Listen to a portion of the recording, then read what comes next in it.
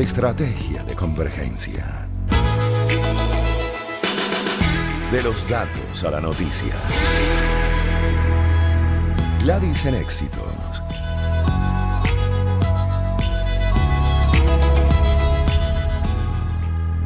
Adicional a la rueda de prensa de María Corina Machado de esta mañana, también Manuel Rosales habló y dijo que no pretende sustituir ni quitarle liderazgo a nadie y que no se apartaría de la plataforma unitaria. En una declaración oficial, el gobernador del estado Zulia, supuestamente opositor de Hugo Chávez, que logró a última hora del lunes inscribir su candidatura presidencial de cara a los comicios del 28 de julio, dijo que tuvo que tomar una decisión, y lo citamos: abrir una ruta a los venezolanos o irnos a la abstención y que Nicolás Maduro dure 6 años más.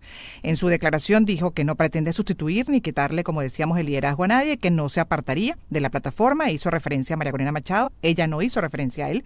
También hizo referencia a Corina Lloris, quien no pudo inscribir su candidatura frente al Consejo Nacional Electoral, sobre lo cual ya están reaccionando hasta países. Por ejemplo, Colombia ha sido uno de los que ha reaccionado con un documento bastante, diría, institucional, acertado, pues en defensa de los derechos fundamentales, en este caso, los derechos de la población venezolana y dentro del marco de la Constitución, de los valores democráticos, y así un largo etcétera. También se pronunció Brasil, y de eso y más pues estaremos hablando en el programa de hoy. Todo esto está en caliente, por supuesto. Y tenemos para revisar con detalle lo que ocurrió anoche, esas postulaciones, hasta tarde, además sumando incluso a un número 13, del cual todavía poco se sabe o para qué sería realmente, ¿no?, esa tarjeta que se sumó. Tenemos a Eugenio Martínez, periodista especializado justamente en el tema electoral. Eugenio, buenas tardes, te agradecemos los minutos que estás compartiendo con nosotros y con la audiencia para poner mejor en contexto todo esto que está ocurriendo, que obvio está muy distante de lo que corresponde a la ética, a los principios constitucionales, a la norma electoral. Bienvenido, buenas tardes. Hola, buenas tardes, Gladys. Un gusto verte y escucharte. Bueno, anoche tú ibas llevando el pulso del proceso, bloqueada la tarjeta de la Mesa de la Unidad, pues bloqueada la posibilidad de que Corina Lloris se inscribiera, la doctora, y al final terminó en una lista de 13 y me gustaría que, si es posible, nos compartieras lo que fueron esos minutos de intento de postulación y bloqueo. Bueno, creo que es importante resaltar que este ha sido un proceso bastante sui generis en cuanto a la forma que lo ha conducido el Consejo Nacional Electoral.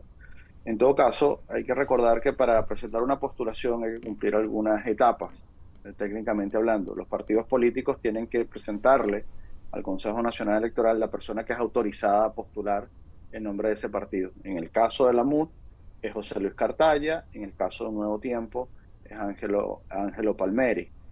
Esas personas, una vez admitidas por el Consejo Nacional Electoral, tienen que crear un usuario dentro del sistema automatizado de postulaciones del CNE, y después que crean el usuario tienen que hacer la postulación del candidato o la candidata que el partido quiera apoyar. En el caso de Un Nuevo Tiempo y en el caso de la Mesa de la Unidad Democrática, ni Cartaya ni Palmeri lograron cumplir con la segunda etapa, que es crear un usuario dentro del sistema.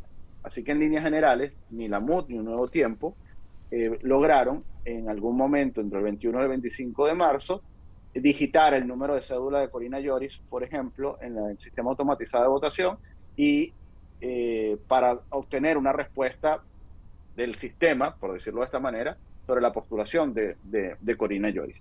Aquí todo el proceso de postulación ha sido una negociación política entre la plataforma unitaria y el gobierno venezolano, donde la plataforma unitaria le ha comunicado al gobierno venezolano que aspira a inscribir a determinada persona, y el gobierno venezolano dice si acepta o no esa postulación.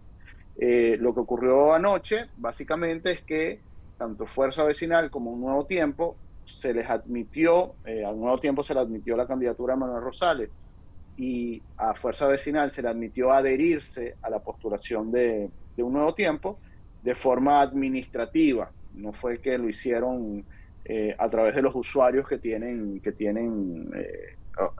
han debido crear en el sistema del CNE, sino que es el propio Consejo Nacional Electoral el que de alguna manera hace la postulación de Manuel Rosales y hace la adhesión de Fuerza Vecinal a Manuel Rosales. En el caso del número 13, el número 13 es un candidato tapa, por decirlo de alguna manera, de la Mesa de la Unidad Democrática.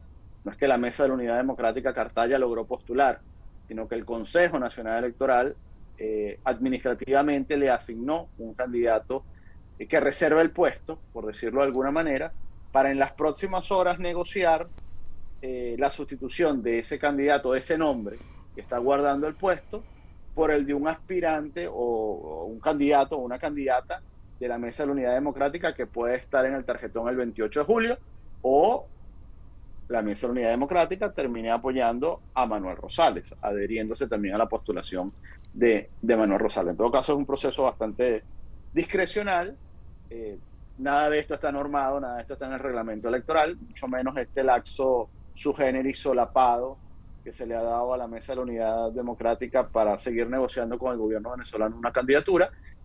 Pero, bueno, es parte de las condiciones que va a tener el proceso del 28 de julio, que creo que ya ha quedado claro que va a ser la elección con las características más restrictivas de los últimos 20 años. No, es algo, uno no deja de sorprenderse definitivamente, ¿no? Con mucho vivido, esto sin duda es algo excepcional dentro de lo que han sido los procesos electorales, Eugenio. Con relación a ese número 13, se definió ese candidato tapa, se le puso un nombre y se guardó, digamos, administrativamente la tarjeta de la MUD, en caso tal, dentro de un marco de negociación, y me imagino también que debe incluir hasta la comunidad internacional, ¿no? Sí, básicamente lo que no importa el nombre, o sea, simplemente se está guardando el puesto, para decirlo muy coloquialmente, esperando que en un proceso de negociación se le permita a la Mesa de la Unidad Democrática presentar un candidato o una candidata, que puede ser Manuel Rosales o que puede ser otro aspirante.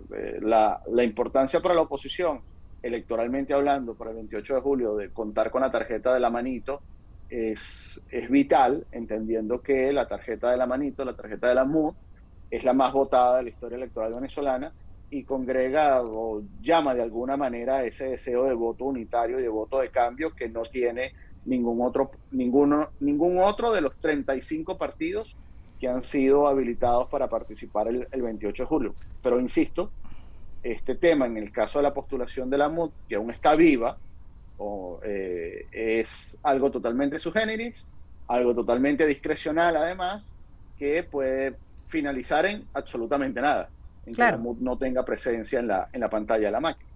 Claro, pero pudo no haberlo agregado. Eso llama poderosamente la atención, ¿no? Como a última hora se agregó ese número 13, por ejemplo, para darle ese chance a la Mesa de la Unidad Democrática. Estaban en 12 y con Manuel Rosales, que ahí te pregunto también, ¿pudo haber eventualmente él usado su tarjeta para inscribir a Corina Lloris, o me equivoco? La plataforma unitaria planteó que se inscribiera a Corina Lloris por la MUD y Un Nuevo Tiempo, y la respuesta del gobierno venezolano es que no se admitía esa candidatura. Así que en realidad, esto es un sistema automatizado que si se digita el número de cédula de alguien, el sistema tiene que admitirlo o rechazarlo. Ahí no se puede hacer nada más. Sin embargo, ni la MUD ni Un Nuevo Tiempo llegaron a ese paso. Hay una alcabala previa de verificación política, por darle ese calificativo, del nombre que estás presentando a postulación.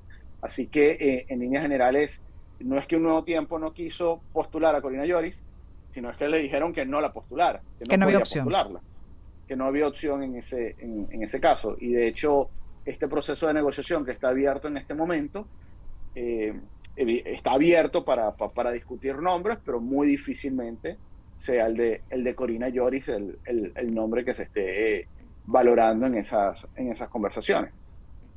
Él insistió, como le comentaba al inicio, que esto lo hizo para abrir una ruta, dejar una opción, ¿no? Una ruta para los venezolanos y no irse a la abstención y que pueda entonces ese Maduro durar 6 años más. Es un punto válido.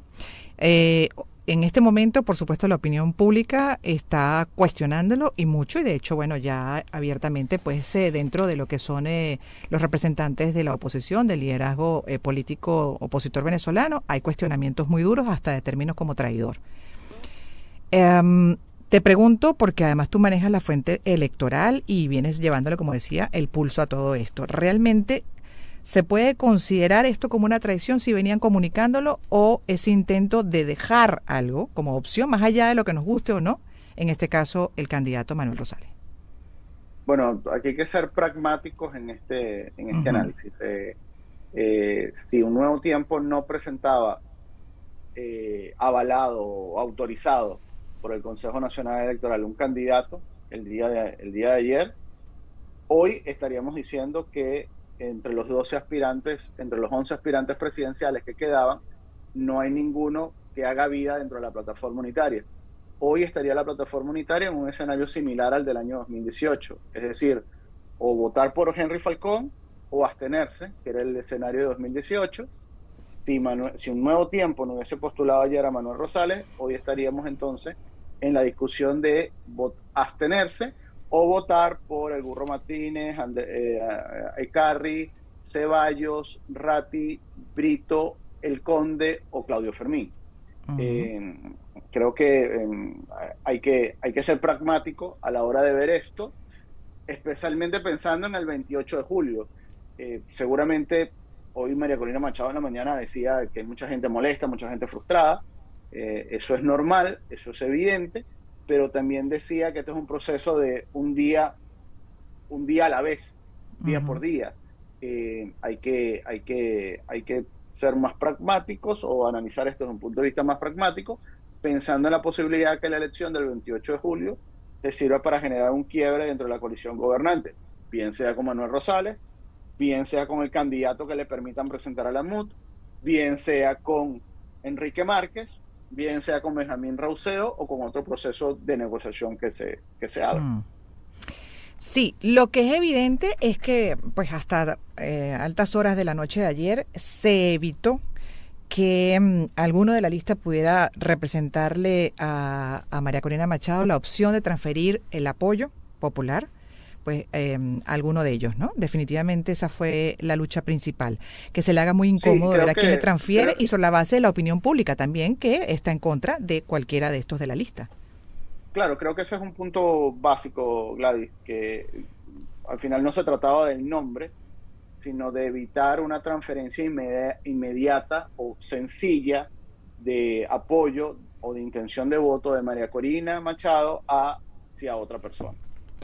Mm. Eh, entonces, no se trata tanto del nombre que se postulara, sino de sino de tratar de imposibilitar esa transferencia de apoyo de María Corina Machado hacia ese nombre.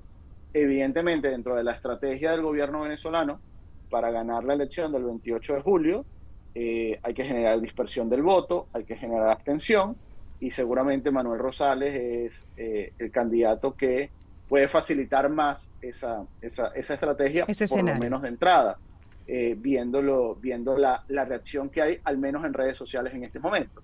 Pero entendiendo que esto es un proceso de altos y bajos, hay que esperar para ver especialmente cómo va a enfocar María Corina Machado las próximas semanas o meses de aquí al 28 de julio, porque al final María Corina Ujú. sigue siendo la gran electora, por decirlo de alguna manera, y al final de este proceso electoral, si María Corina le termina levantando la mano a algún candidato de los que está en el tarjetón, eso seguramente va a potenciar las posibilidades de triunfo de ese candidato o va a afectar Claro. significativamente la posibilidad va a aumentar significativamente la posibilidad de derrota de Nicolás Maduro. Todo depende de la narrativa que se construya de aquí a allá y, bueno, la percepción, ¿no? Que tanto cambia esa percepción que hoy se tiene sobre esa lista.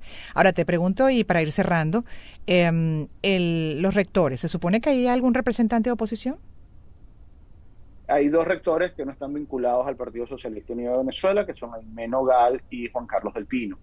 Sin embargo, tanto Aimé como Juan Carlos eh, creo que han tenido ante la opinión pública un silencio excesivamente marcado.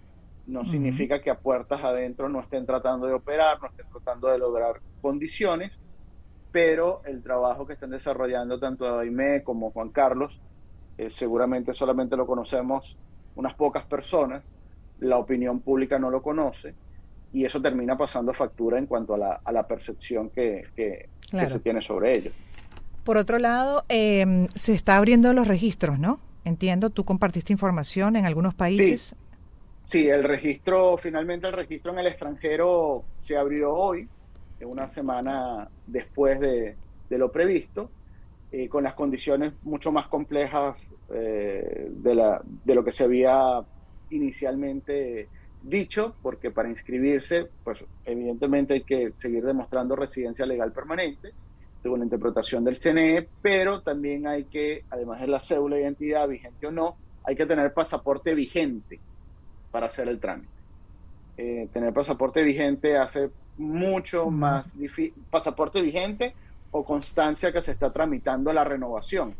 Bien sea pasaporte vigente o la constancia de trámite de la renovación, hace mucho más pequeño todavía el número de venezolanos en el extranjero, aunque somos 8 millones, el número de venezolanos en el extranjero que realmente puede cumplir con todas esas condiciones o con todas esas características. La última pregunta, y sobre la base de tu experiencia como periodista en esta fuente. En tantos procesos además que se han organizado, ¿habías visto algo similar a lo que estamos viendo hoy? No. Por parte de la actuación del poder electoral. No, creo que este Consejo Electoral, este Consejo Nacional Electoral es muy débil. Es muy débil porque no tiene peso político para tomar decisiones. Este Consejo Nacional Electoral está prácticamente ejecutando las decisiones o los acuerdos que se toman fuera del organismo. No es un Consejo Nacional Electoral que pueda, ni desde el punto de vista técnico, ni desde el punto de vista político, hacer valer su opinión sobre otras instancias, o que al menos sea escuchado en otras instancias sobre la conveniencia o inconveniencia de tomar algunas decisiones en particular. Así que solamente por eso ya es un CNE bastante malo. Y bueno, en líneas generales, la forma que se ha llevado el proceso, especialmente las etapas que han debido desarrollarse hasta el 26 de marzo, te dan cuenta que la elección del 28 de julio, como decía al inicio, va a tener las condiciones, las características más restrictivas de los procesos electorales de las últimas 2 décadas. Te agradecemos mucho, Eugenio, por haber estado con nosotros estos minutos. Por supuesto, te seguimos también a través de las redes sociales. Mucha gente te está siguiendo, además, porque por ahí comparte información constantemente sobre este proceso electoral insólito. Eugenio Martínez es periodista especializado en la fuente electoral, en procesos electorales. 1:47.